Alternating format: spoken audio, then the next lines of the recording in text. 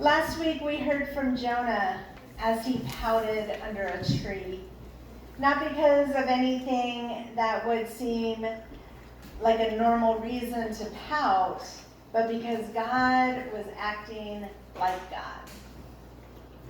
God was being the one who showed steadfast love to the world, and Jonah wanted no part of it. He really wanted God to not show mercy upon the Ninevites. And he grumbled and he pouted and he grumbled some more. So we flash back from that story, we go backwards to the Israelites. And they were the masters of grumbling. They grumbled and complained and worried about everything. Seriously, God was trying to save them.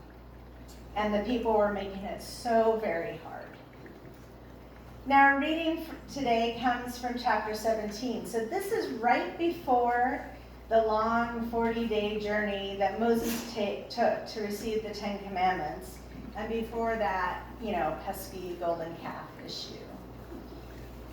But with all this mistrust and complaining and grumbling among the people, you can kind of see how they got to the golden calf fiasco.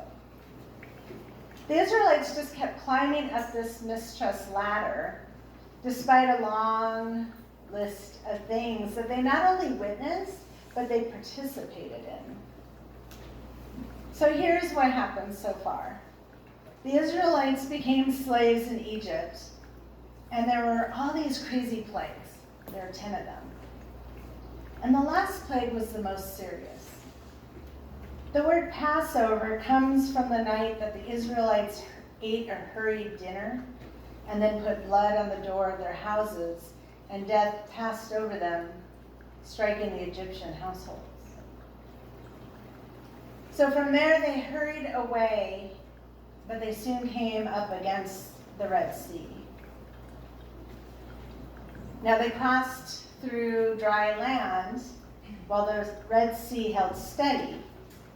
They saw Moses strike the ground and watch the Red Sea part, but that wasn't enough for the people. And when they got to the desert, they must have been very disoriented. Now, for a little backstory, they had actually been in Egypt for several generations. And that was their home, that was what they knew. And nobody just went out into the desert. They were leaving civilization behind, and usually people stayed near the Nile River because that provided growth and water and food. But here they ended up in the wilderness, the desert, and it was scary there. There was no food or water out there, and the people panicked. Perhaps all the confusion and disorientation put them into a state of not knowing which end was up. One note, however, before the Israelites even got to the Red Sea, they could visibly see that God was going with them. The Lord went in front of them in a pillar of cloud by day and to lead them along the way, and in a pillar of fire by night, to give them light so they might travel by day and by night. So they could visibly see God going with them. And when they were fleeing from the Egyptians, the people cried out to Moses, "What have you done to us, bringing us out of Egypt?" It seems like the opposite thing that they should be shouting. And the reply was, "The Lord will fight for you, and you have only to keep still."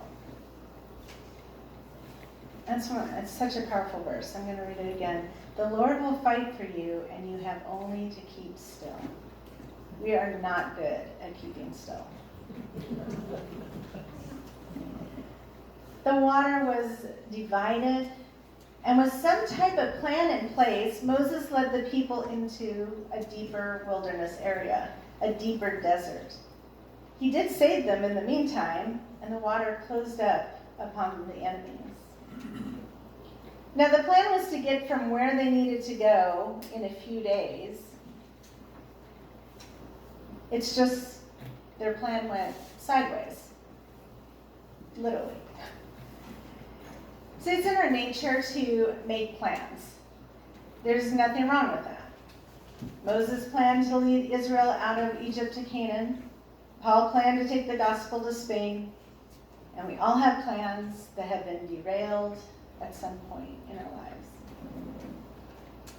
The only thing we must not do is make plans our God. We make plans and then we feel like we need to stick with them. And if COVID time taught us anything, it was that time was not necessarily in our control. Now, that was a hard lesson for the planners, I'm sure. A friend of mine made a joke around April 2020. She said, she quipped, "What's the most useless purchase of 2020? A planner of any kind." Oh, right. And that was true. So we must hold our plans lightly in our grasp, for we do not know if everything will work out as we expect. Our choice is either to trust our plans with all our heart or to trust our God. And not only do the best laid plans sometimes fall to pieces, but often enough God prompts us to act without any plans in place at all. So, which, like Moses and the Israelite people discovered, is a far harder road. No one knew what God was going to do to rescue the Hebrews from pursuit of the Egyptians. They could only trust that God was going to do something. Like us, they did not do very well when they saw that nothing had been prepared in advance. There was no bridge, there were no boats, only water in front and chariots behind them. They could not count on any plans because God gave them none, because God was the plan. Not only did the Israelites cross over the Red Sea on dry land, they saw that their pursuers did not make it. And in addition, the Israelites recognized that God rescued them, and on the other side of the Red Sea, they all threw a party and celebrated, giving thanks and praise to God. So they got it, but they didn't get it. Only 3 days of wilderness wanderings, and they found themselves at Marah, and the Lord made the water sweet. And then they wanted food to eat. And just like Jonah under the plant, they wished, oh, no, I'm sorry, that is the next page. Sometimes fall to pieces, but, well.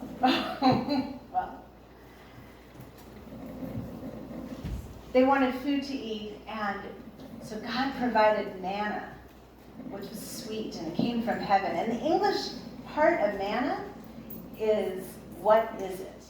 They didn't even know what it was, but it filled them and it made them not hungry. And they saw that, and they witnessed that, and they put it in their mouths. But here in our reading today, we find that the Israelites are here with another water issue and with another rock issue. And they have another rock in front of them. And after all they have seen and done, they still do not trust in the Lord. It kind of reminds me of those disciples.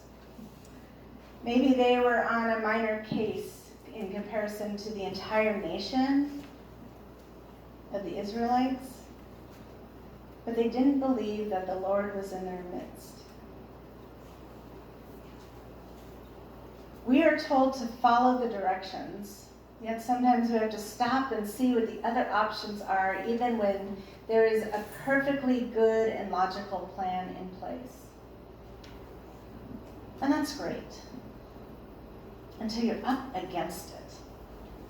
When you're up against it, whatever it is, whether it's a large sea in front of you, a diagnosis, another bill that you cannot pay, a fall, pain, it's hard to see how the plans in place will work out.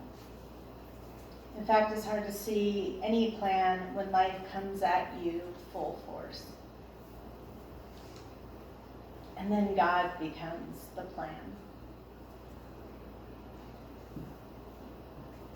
We don't know why there was so much complaining to the Lord from the Israelites, or why the disciples, after all they had seen, continued to doubt. As people with bird's eye view, we don't get it. We don't understand the blurry vision that clouds some of our eyes like cataracts. But as with the Israelites and with the disciples, the message is that God keeps showing up. So today, we will bless some of our furry friends, and they are example of God, of how God is in our lives.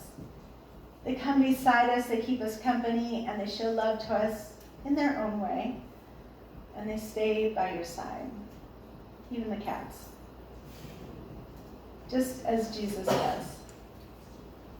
Well, we want it how we want it, and we want God to do things our way and not allow any plans to fail.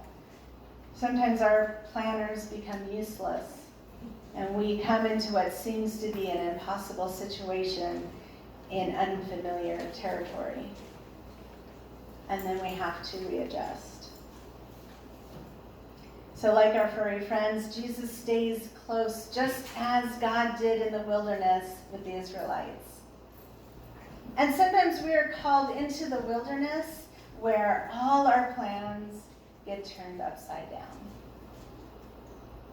But Jesus is there leading you through the wilderness, and his rod and his staff, they comfort you.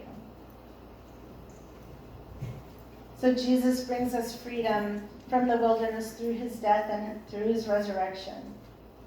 And where Jesus is, that is where the Spirit flows in a dry and thirsty land.